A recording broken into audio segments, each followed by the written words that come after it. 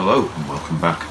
After last week with all that wiring up of new lamps and things, I couldn't help myself and I put in an extra 3 lamps, but for now let's just follow this Bovo electric round with the illuminated coaches.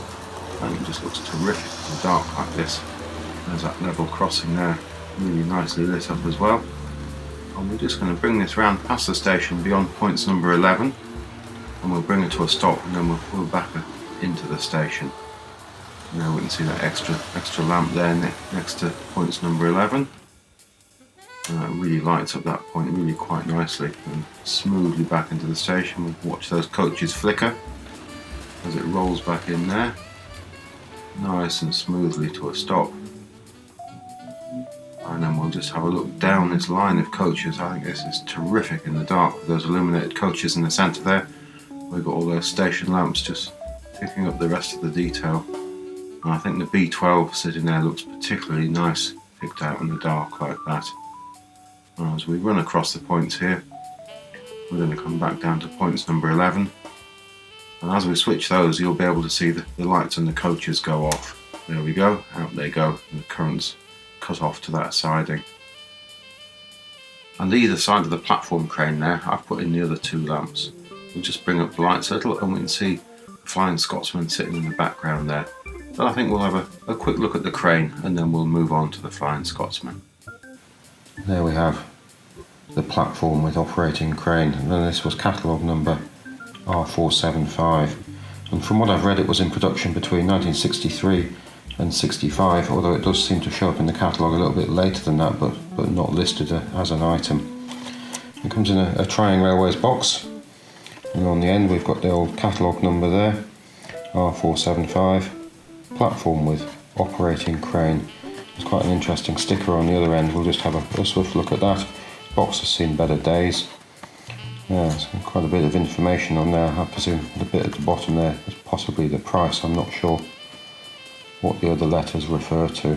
We'll just pop that down. Now, when it was shown in the catalogue, these stones here around the edge of the platform base are all painted up in white, which I think is quite nice, but my version hasn't been painted up in white, it's just grey plastic. You can see underneath there we've got Trying's name, the catalogue number, R.475. We've got a number 1.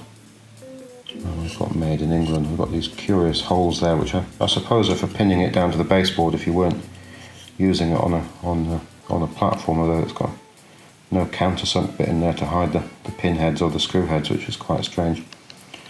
So it's quite a nice little thing, and it does bear the number on the crane there. It says crane number R.127, which is the original catalogue number for the first crane truck.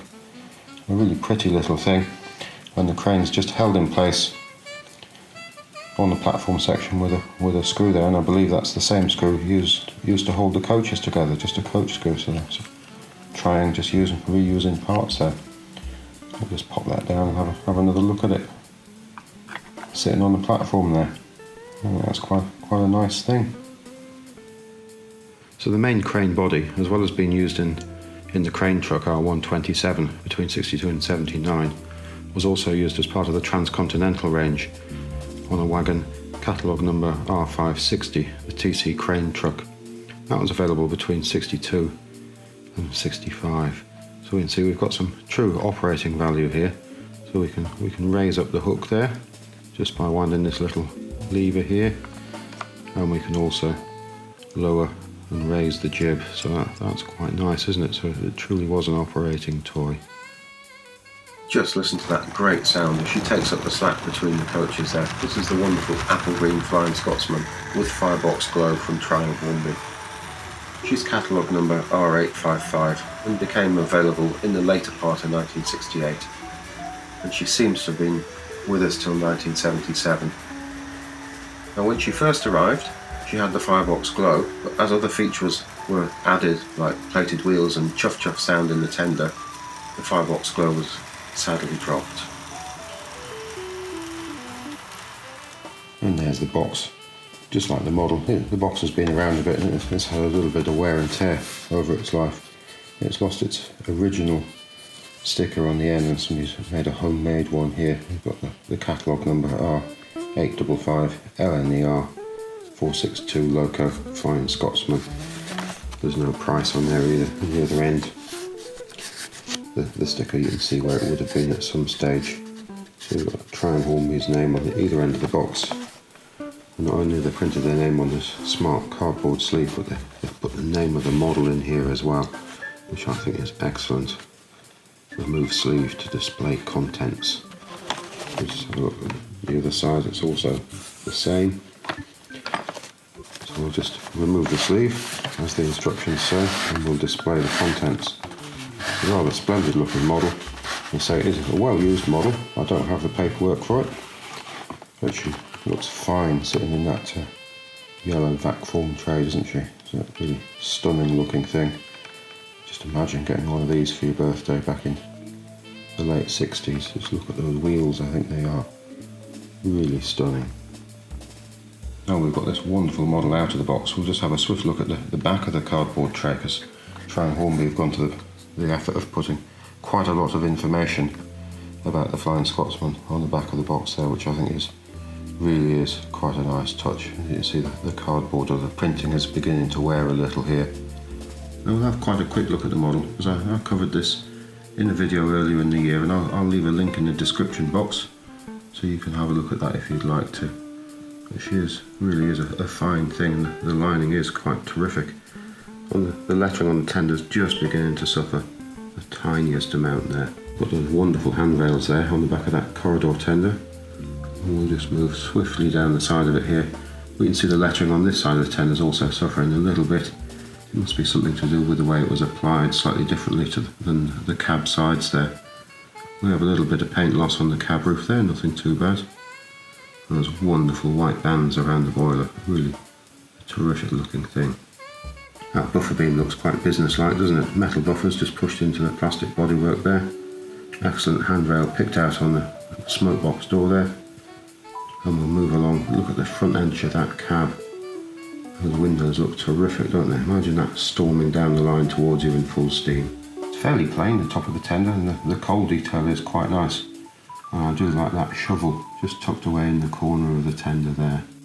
We've got Hornby's name there on the underneath, and we've got a split model number. We've got R.851/6. So the tender base here would have been used for the tenders for both the Brunswick green model and the apple green model we're seeing here today. And we've got built-in Britain there as well. We've got that great, what I think is a countersunk wood screw holding the two parts of the model together. We've got closed axle boxes. We've got this lovely suspension detail running along the side there. And at the end we've got that important corridor detail and these lovely handrails. The old D-shaped coupling just screwed straight into the plastic bodywork there with a single screw.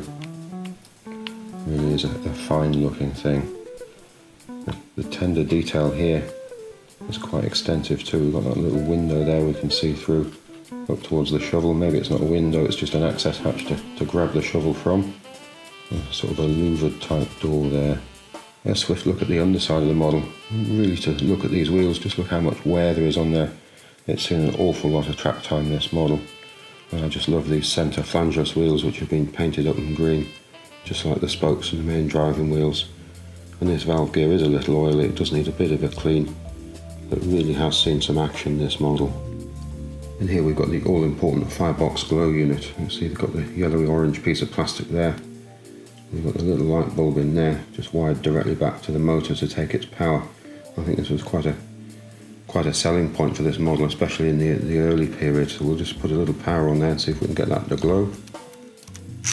There we go. That would look great in the dark, wouldn't it? Let's just see if we can get that to show up. So I think that's quite enough of that. We'll just pop these leads down and we'll have a swift look at the rest of the motor. There we go. Great wheels, aren't they? And that motor isn't in too bad a condition considering how many miles she must have done. She does have the magnesium, so we've got steel tyres on these wonderful green painted wheels. So a swift look on the underside again. Looking at the inside of the body shell here, we've got Hornby's name, the split model number again, R850/5 to represent the two different models which could be made. from this particular body moulding. It's fairly clean and tidy on the inside. We've got this where the screw would secure the body shell here onto the chassis, and then we've got that hole there in the back there, which will be seen through the cab there. Lovely cab detail as well. So that will be the glowing firebox there, quite an important part of this model. There's a tiny bit of oil splatter here and there. We can see it was moulded in green plastic and sprayed up in black. You can see some paint gloss here. So fairly clean and tidy. If you'd had this model back in 1968, you'd have had to wait till 1970 for these wonderful Thompson style LNER teak coaches. We've got catalogue number R.855 for the full third and R.746 for the brake. Both of these were available until 1977. They also featured in a number of sets. There was the R.605 in 1970 and then the R.S.608 in 1971. Both of these are great looking sets. I think they went on to make many of these coaches for the sets and individual solo models. I've got a couple of coaches off the layout here. We've got the brake R746 and the full third R745. Both of these became available in 1970 and stayed in the catalogue till 1977. So this one's got Triang stamped on the bottom of it. We'll just have a swift look at the underside there.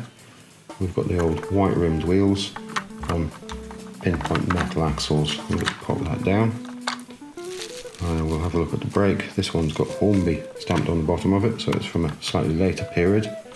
You can see there, Hornby, built in Britain. The white rimmed wheels here are the later variety. They're all moulded in one plastic piece. We'll just pop that down and have a look at them side by side again. They've got LNER in yellow printed on them. We've got the running number here of 1870. The running number there of 1010. The colour's quite significantly different. This is much darker, and this sort of teak effect is quite much more pronounced on the lighter one than the darker one. We'll just turn them over and have a look at the other side. So we've got the white roof with very minimal detail.